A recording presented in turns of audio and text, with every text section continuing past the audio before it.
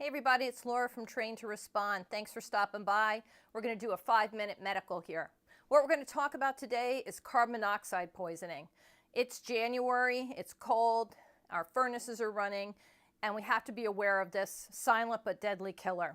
So carbon monoxide is a colorless, odorless gas. You don't even know it's there, right? Until you start getting some signs and symptoms. Signs and symptoms can include headache, dizziness, confusion, nausea and vomiting, altered mental states where they go in and out of consciousness or seem confused. And they can progress to seizures as well.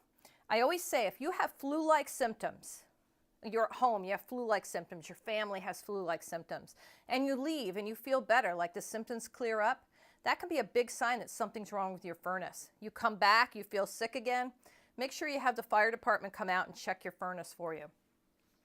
Treatment for carbon monoxide poisoning is one, if you're going to help somebody, do not be overcome yourself. Don't enter an area where you could be overcome, because then you just add in another victim that EMS and fire and police have to deal with. And you could die, right? That's even more important. You want to move victims to fresh air, get them out, get to fresh air. Call 911, you want to have EMS, fire, and police on the way. Treatment for unresponsive but breathing. So you get somebody out of the house, they're unresponsive, they're not answering your questions. They're unresponsive, but they are breathing. You put them on their side in something called the recovery position. You kind of bend their legs, move their hands so their head is laying on it. I have another video that you can watch of that. And open their mouth a little bit, and that just lets any type of fluids kind of drain out of the mouth, right? So they don't aspirate that. You also want to be prepared to do CPR, because many times this progresses on to that you actually have to do CPR. And I actually had an episode of carbon monoxide poisoning myself. It was many years ago. I was living in Andover Township, New Jersey, and I was renting a house, and the landlord had come and done some work in the basement, been using tools down there. And he left like at 12:30. And at 1 o'clock in the morning, all of a sudden, all the carbon monoxide alarms start going off. So I'm checking everything. I reset them thinking, well, it's colorless, odorless, right?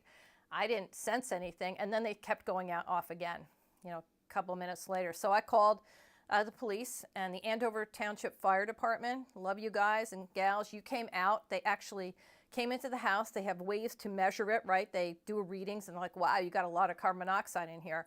They vented the house. They opened up the windows. They brought in fans, and they were there like till 2, 3 in the morning with me, ventilating out this house and making sure it was safe for me. So know that the fire department is an awesome asset for you. If you think there's carbon monoxide, you're having symptoms, the alarms are going off, make sure you call. And you have to go to the hospital a lot of times, right? They've got to go in and make sure that you have not have too much carbon monoxide in you. EMS is probably going to get there, put some oxygen on, and just take you to the hospital and get you checked out. Better to be safe than sorry in this situation.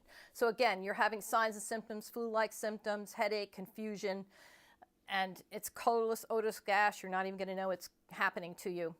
You want to call 911 and get some help coming and get out of the area immediately. Get out of the building immediately.